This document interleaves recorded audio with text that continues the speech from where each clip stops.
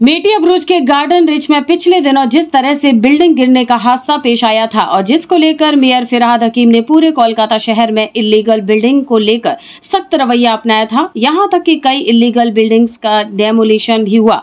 लेकिन इसके बाद भी कोलकाता के वार्ड नंबर 138 में इलीगल बिल्डिंग बनाने का काम धड़ल्ले से चल रहा है और ये सब किसी और की नहीं बल्कि यानी कि काउंसलर फरीदा परवीन के जानने में हो रहा है। यहाँ के स्थानीय लोगों ने आरोप लगाया कि काउंसलर फरीदा परवीन यहाँ के प्रमोटर्स के साथ मिलकर पूरे वार्ड नंबर 138 में कई इलीगल कंस्ट्रक्शन को मदद दे रही हैं और इन बिल्डिंग्स में मटेरियल भी ठीक से नहीं दिया जा रहा है।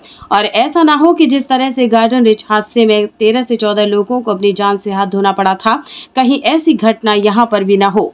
ऐसे में अब लोग खुलकर यहाँ के काउंसलर के खिलाफ सामने आने लगे हैं। लोगों ने बताया कि किस तरह से यहाँ पर काउंसलर इलीगल बिल्डिंग माफियों के साथ मिलकर अवैध रूप से बिल्डिंग बनाने में मदद कर रही है। ये जो तस्वीर आप अपनी स्क्रीन पर देख रहे हैं, ये दरअसल वार्ड नंबर 138 के Y94 मदर साहेब रोड की है।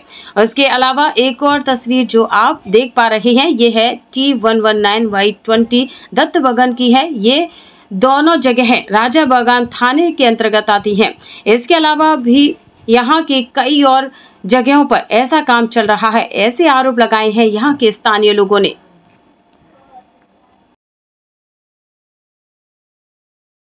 फरीदा परवीन वार्डের কাউন্সিলর লোকের কাছে টাকা খেয়ে প্রমোটারদের কাছে টাকা খেয়ে 6 লাখ 8 লাখ টাকা নিচ্ছে, 10 লাখ টাকা নিয়ে আনলিগাল বিল্ডিং এখন কাজ বন্ধ।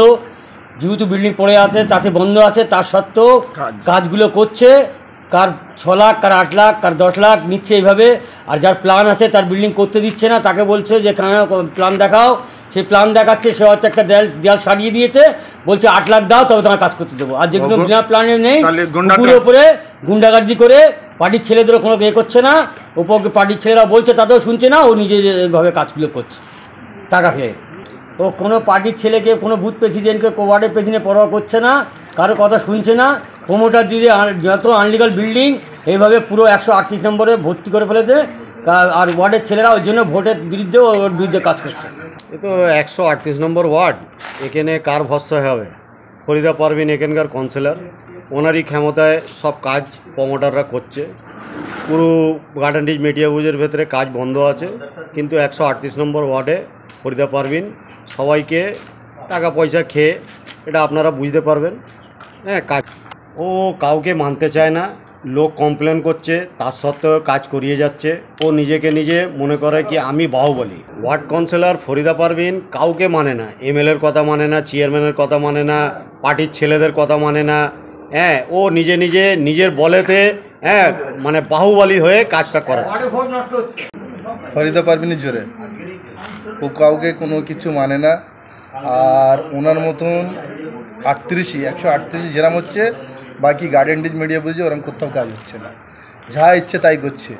কার সাহস বুঝতে তো পারছি না, দেখা যাবে সময় তো আসবে, গুন্ডারা চলছে, আমরাও খেয়াল রাখবো কতটা কী আগে বাড়ছে আর কে আছে এর পিছনে। ওর কোনো জবানের ঠিক থাকে না, যেদিকে টাকা সেদিকে ও লিগাল আনলিগাল ও কি বোঝে না, সব ও খালি টাকার জোরে সব কিছু করে বেড়াচ্ছে, যেখানে যাহা পারতে গুন্ডাগর্দি করে যাচ্ছে। আর 138 নম্বর ওয়ার্ড পুরো নষ্ট করে দিয়েছে। ইলেকশনের সময় সব ভোট হওয়ার পরে বুঝতে পারবে কিরম ভোট হয়। যেগুলো ওই যে বিল্ডিং এর জন্য টাকা গুনে নিয়েছে, এইগুলো ওর পিছনে বড় বড় মাথা আছে, তারা সব দিচ্ছে, সবাই মিলে ভাগযোগ করে খাচ্ছে। অনেক টাকা নাকি নিয়েছে, 5 লাখ 10 লাখ। হ্যাঁ, তো প্রচুর কদিনিতে এত জমিন চারদিকে এখানে কিনছে, ওখানে কিনছে, এইসব টাকাগুলো আসছে কোথায়? ওর তো খাবার ঠিক ছিল না, ওর স্বামী ড্রাইভার ছিল, ও সে আজকের এত টাকার লোক হলো কোথেকে? ও তো লোক মানে বেড়ে গেছে। তার উপর দিয়ে ফের বিএমএক্সের কাছে, মোটামুটি দিলওয়ারের কাছে প্রায় 1 কোটি টাকা, ফের 5টা দোকান, ফের একটা ফ্লোর চেয়েছে নাকি।